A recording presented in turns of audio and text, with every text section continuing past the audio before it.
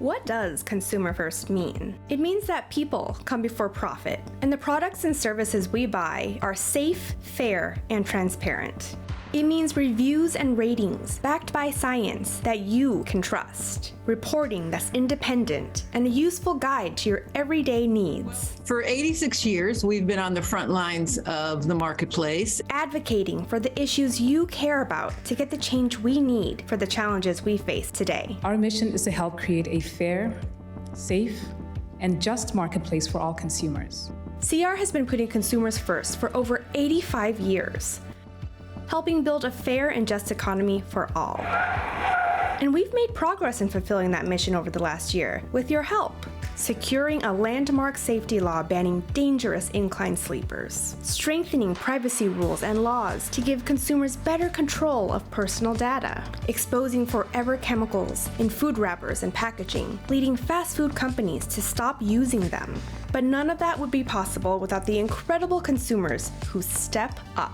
The 1.3 million we heard from through our surveys and community reports. The 1.7 million signatures and emails sent to policymakers and company CEOs. The 6 million members who are behind all of our work. Our goal is to empower people, and we succeed because we're people-powered. Together, we can help consumers navigate the tricks, the traps, the costs of the marketplace, and build a consumer-first economy for all.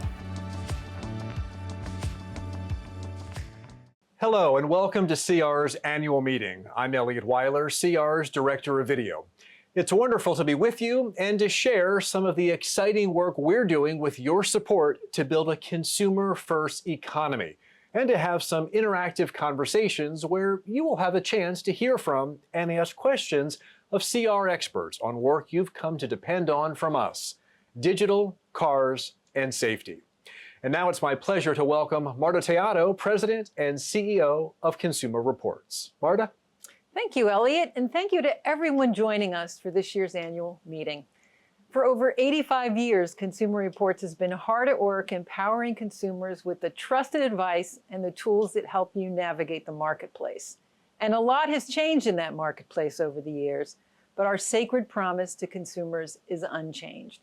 We remain fierce about our independence, about exposing the facts and driving change to ensure that the rules, rights, and protections consumers deserve are both real and lasting. I'm incredibly proud of what the CR team accomplished over the last year, and here are just some of those highlights. CR won a Fast Company World-Changing Ideas Award for our investigations on PFAS chemicals in tap water. We reviewed more than 2,000 products in 100-plus categories. And in addition to cars, we're now applying our Green Choice designation to household appliances. That's right, it's possible to have a smarter and greener home and car. And a CR investigation helped secure a federal law banning dangerous infant sleep products linked to almost 200 reported deaths. And these are just some of the important headlines that our incredible staff and dedicated members made possible. So I hope you take a moment to read our annual report for other highlights of consumer impact from the year. Thanks, Marta. And yes, we do encourage everyone to check out the latest report at cr.org/annual report. And Marta, last month you published your first book with all of the proceeds going to advancing CR's mission. Tell us, what inspired you to write the book Buyer Aware: Harnessing Our Consumer Power for a Safe, Fair, and Transparent Marketplace? Well, Elliot, I wanted to take readers up close and personal to the work that takes place every day at CR and the remarkable people that do that work.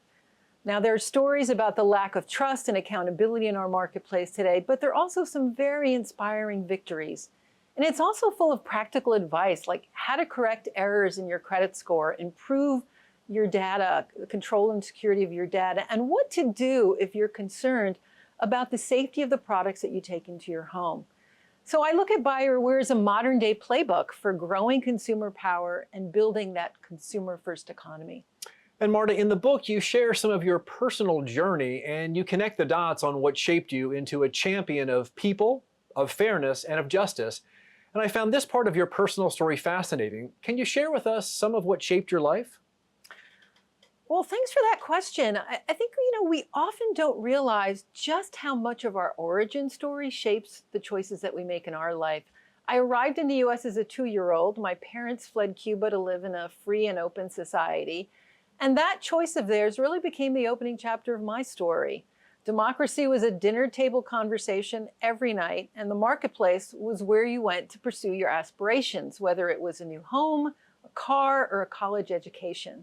And navigating those choices isn't easy, but they can provide new paths, new futures. And it's important that those opportunities aren't eroded. And Consumer Reports works to help you navigate those choices and to secure the rules that make them available and safe and fair to everyone. Thanks, Marta. It is a powerful story and an incredibly useful playbook for growing consumer power. And as you said, it highlights what makes CR so very unique in a world where it is hard to trust the information around you. Take a look. Hello and welcome. I am Lillian Kaizi, Senior Director of Testing and Insights at Consumer Reports. It gets harder and harder to know what to believe anymore. And that is why people rely on us to provide you with trusted information. We use scientific, evidence-based comparative testing. What that means is that in our labs, we test products and services in a controlled environment that simulates conditions just as they would be in your home. How many times do you close the dishwasher in a lifetime of use? How will these products hold up under intense use? We use the data we collect in our testing to inform you on what is the best purchase, saving you time and money. The stamp of approval is CR recommended.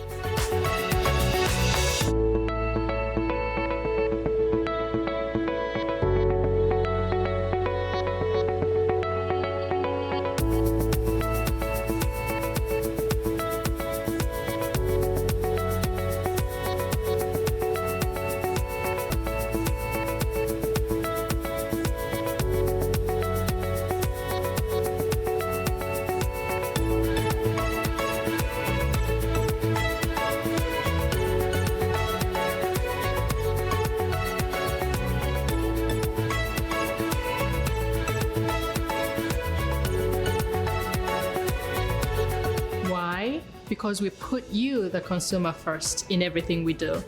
That's why we are looking closely at how internet-connected devices in your homes are or are not respecting your privacy and security.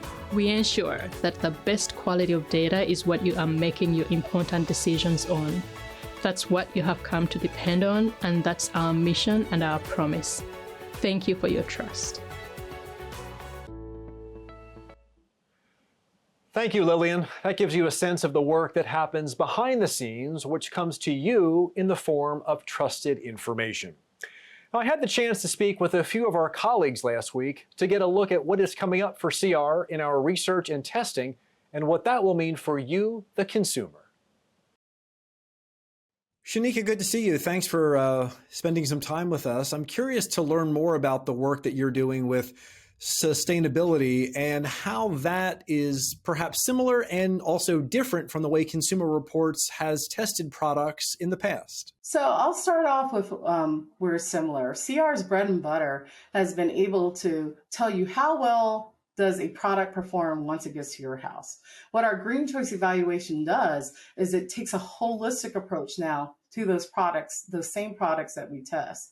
So we look at factors that are going to be representative of the full lifespan of the product. So from cradle to grave, before it comes to your house, when it's in use at your house, and then what happens when it leaves. And we introduced the Green Choice label with washing machines. And so this might help us understand more about what the designation means. What specifically, when it comes to washing machines, are we testing? So having a Green Choice designation overall means that we've identified this product to have a lower environmental impact. So for the case of washing machines, we're looking at factors like size, packaging, what materials it's made out of, reliability, and then also heavy hitters like energy use and water usage. And what do you hope will be the norm in terms of having this kind of evaluation as we test products in the future? In the future, what I hope to be the norm is to set standards for the products that we're going to test. out there for the marketplace. That way we can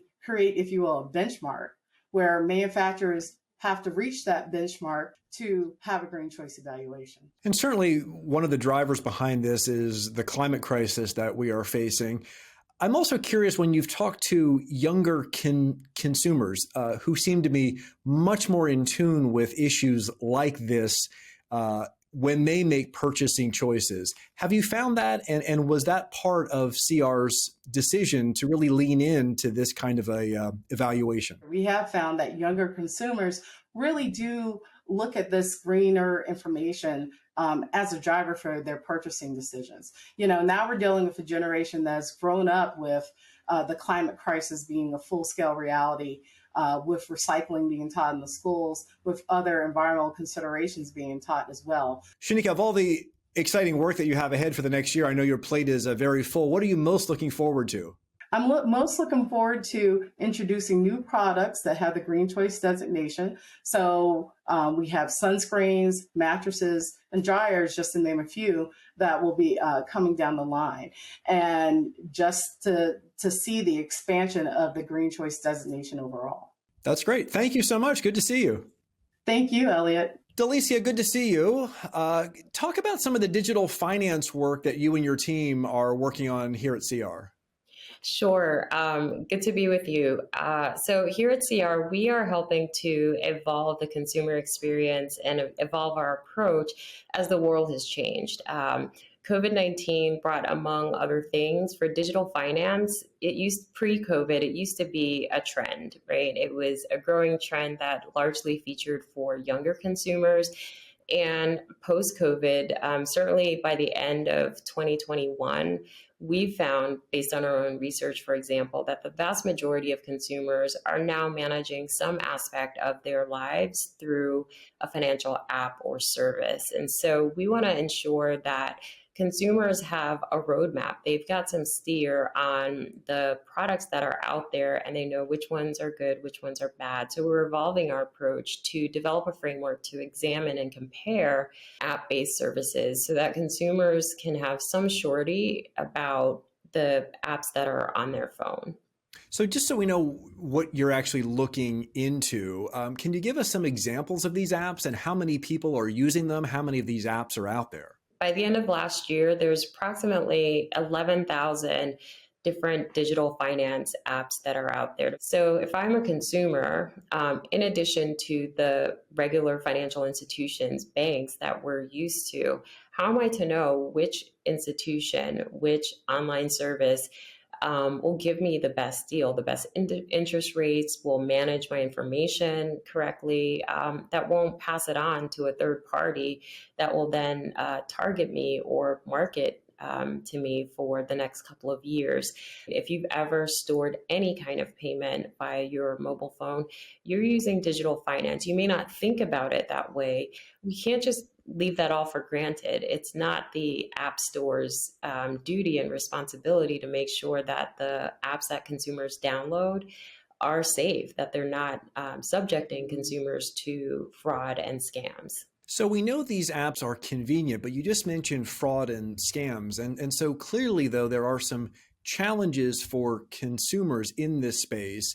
And Consumer Reports, led by your team and your work, is trying to address some of those. So talk specifically about some of the testing that you're doing and how that will roll out over the next few months. What we've done is we've built on the digital standard and we've developed a framework to examine consumer finance. We've started with the basic legal requirements. So we want to make sure that all financial services are complying with basic legal requirements.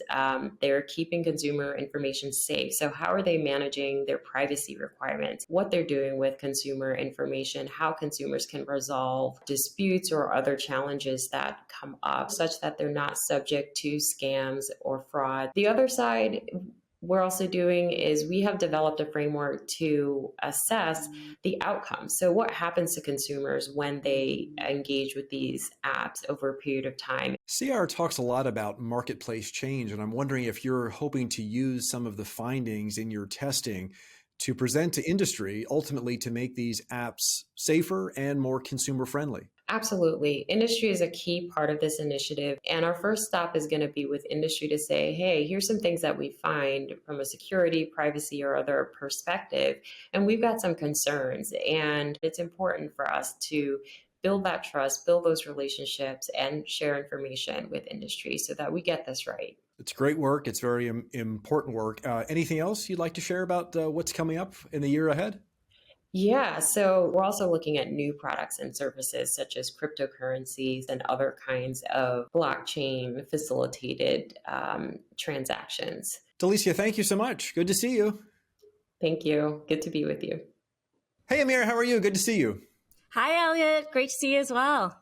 So I want to hear more about the work that you're doing on these algorithms that we hear so much about in the tech world. I will confess, I'm not sure I actually know the definition of an algorithm. So what is it? When we hear it a lot, I'm just not sure what it is. An algorithm, it is used in everything from car loans to banking. What happens is you input a whole bunch of data and ask a computer to make an automated decision based on that data, which outputs a decision for a consumer. And I know you're working on some testing of these algorithms, but I'm a little puzzled by that because we don't actually see them. It's an embedded software. I know Consumer Reports does a lot of testing, but I know that's oftentimes products, things that I can see and feel, washing machines, lawnmowers. How do you test an algorithm? The hardest part of an algorithm is it lives behind the scenes. So you can't actually see or understand it. Oftentimes, even with the output, you don't know what was decided in that decision making. So there is a lot of need for transparency in this process, but you can't test it like you would a normal Consumer Reports product or service. Instead, what we do with algorithms is we audit it. We look at the data it uses, the data that's inputted, who's making these decisions and inputting the data, what it represents, and what decisions are being made as a result. And what are you finding in these audits? Are the algorithms fair? Is there some bias? Is there some discrimination? What are you finding? We're finding a lot of bias in data that is old, outdated, incorrectly inputted, and we're finding a lot of bias that exists in the limits and parameters of the people who are inputting the data into these actual products. And CR brings kind of a unique voice to this fight. Can you kind of talk about that and how you're trying to highlight that? CR is an independent nonprofit. It not only speaks directly to and for consumers across the nation, but it stands up on the issues that consumers care about. And we have heard time and time again from the industry, things like AI and algorithms are just increasingly becoming more in our lives, whether it is IoT products, whether it's platform services, they are everywhere now. And these are things that are core to consumers' lives and that will be with them across different touch points. So consumers are worried and considering, what are these impacts of these products and tools being used to make decisions for me? And one of the ways that we bring that to the forefront is through the use of video. And you're working on a really cool project that will kind of bring this to people that have probably never even heard of these algorithmic biases. Tell us about the videos and when we can see them. We're working with the Kapor Center to produce 3 videos that really go through how algorithms impact discriminatory practices in technology, whether it is in financial services, whether it is in medical and healthcare, or even the products that we're bringing in like internet connected technologies. So we've brought together an amazing filmmaker team, an amazing group of collaborators, and really bringing their voices to the forefront to really share so consumers have an understanding of these impacts and can think more critically when they implement and bring these things into their lives. And we're going to see these videos in full in 2023, but I know you've given us a bit of a sneak peek here, right? Yes, we've given a slight teaser as to what they look like. Let's take a look. Great. Excited. Thank you all. I consider AI to be anything that tries to imbue machines with more capabilities than they currently have in terms of trying to understand the world around them. And we're nowhere near quote unquote understanding. Increasingly, we're recognizing that a lot of the tools we use every day are rooted in data that are both very old and very racist. So as long as there is essentially any difference that exists between people, even if the difference is invisible to the human eye, AI will pick up on it.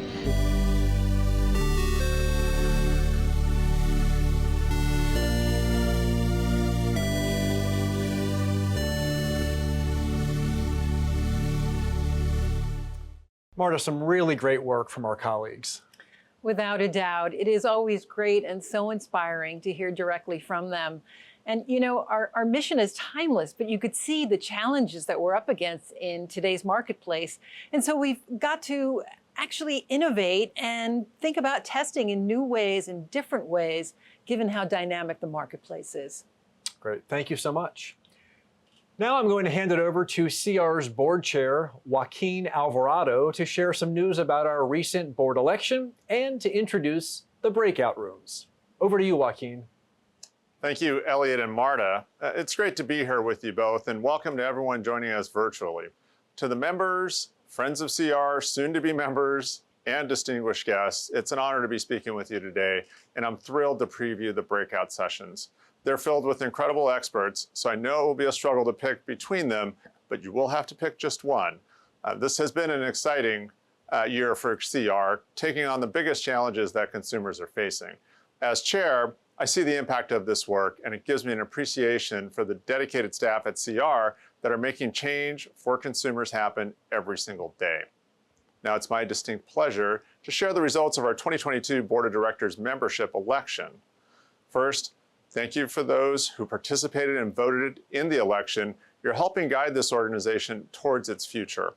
The following new and incumbent nominees were on the slate for election. Now on to the election results. I'm pleased to share that the slate was approved with 110,933 votes cast in the election. Thank you all for voting. A special welcome to two of our new board members, Catherine Marr and Sonal Shah. Catherine is the former CEO of Wikimedia Foundation, the organization behind Wikimedia, and Sonal serves on United Way Worldwide's executive leadership team as Executive Vice President of Worldwide Network Advancement. Looking forward to working with you both. And congratulations, of course, to all our new and returning board members. This extraordinarily talented and dedicated group will help us continue the important work of CR's all-volunteer board. I also wanted to share with you that we have made our fiscal year 2022 financial report available as part of our annual report. You can access that on our website at cr.org/annual report. The annual report includes stories of consumer impact as well as an update on diversity, equity, and inclusion efforts within the organization. Now it's my pleasure to introduce the moderators of our breakout rooms for our digital lives, for cars, and for food and water safety. Let's start with Leah, CR's Innovation Lab Director. I know our digital world is now practically inseparable from our lives. What will we learn from your session, Leah? Thanks, Joaquin. The session will be an opportunity for everyone to learn from our experts who are working in security, privacy, tech competition issues about how CR is working to help you reclaim your power in your digital life. And one concrete example that we'll be digging into is we know that companies have too much power over consumer data. And while consumers have new rights to their data under some laws in certain states, it's still a struggle to exercise those data rights. We're going to get to show you a new service that CR is cooking up that will be launching next month to address this problem by making it fun and easy to control the data that companies have about us. Wow, okay, thanks, Leah. Now let's move to cars. Jen, you're our Director of Operations at the Auto Test Center. There's been a lot of advancement in this industry over the last few years. Tell everyone what you're going to touch on in your session. Indeed, thanks, Joaquin. And not only advancement, but quite frankly, a bit of craziness in terms of the automotive market. In our breakout room, we're going to focus on some new updates that have happened at our track to help us keep pace with the latest vehicle technologies. We're going to touch on how our testing and ratings continue to drive initiatives that are important to consumers, such as automotive safety. And when we say that, we're not talking about just those who can buy the top-end vehicles. And of course, we're going to talk about the market penetration of so many more models, including those with added fuel efficiency, hybrids, or electric vehicles to help consumers in reducing the costs, both to their wallets and to the environment, and how those vehicles may fit into their own lives. Extraordinary. Awesome. This is going to be hard to choose. Finally, Brian, as our Deputy Editor of Special Projects, you report on the inequities in the marketplace and why access to safe food and water are essential to our lives. Can you give people a preview of what you'll cover in your session? we will be hitting on those fundamental things that are so fundamental and frankly elemental in all of our lives: food and air and water, and just taking the briefest look back to look at some of the work that we've championed over this past little while, as well as looking forward to some really important and exciting ventures that are coming and ways in which all of our members can help us to really continue to do the work to make that more safe environment and marketplace. Perfect. Brian, thank you. And thank you to all of our moderators. I know I'm excited to join and learn more about these critical consumer topics. With that, I'll pass it over to Marta and Elliot to wrap up before the breakout rooms. Thanks, Joaquin, and thank you to everyone attending today. CR is a membership organization, and our mission is people-powered. And that's why it means so much to have all of you with us at these annual meetings. You drive our success, and we can't thank you enough. So again, thank you for coming and enjoy the conversations. Thanks, Marta. And you should now see on your screen instructions for how to choose a breakout room. Pick whichever seems the most interesting to you. Thanks again for joining us this evening.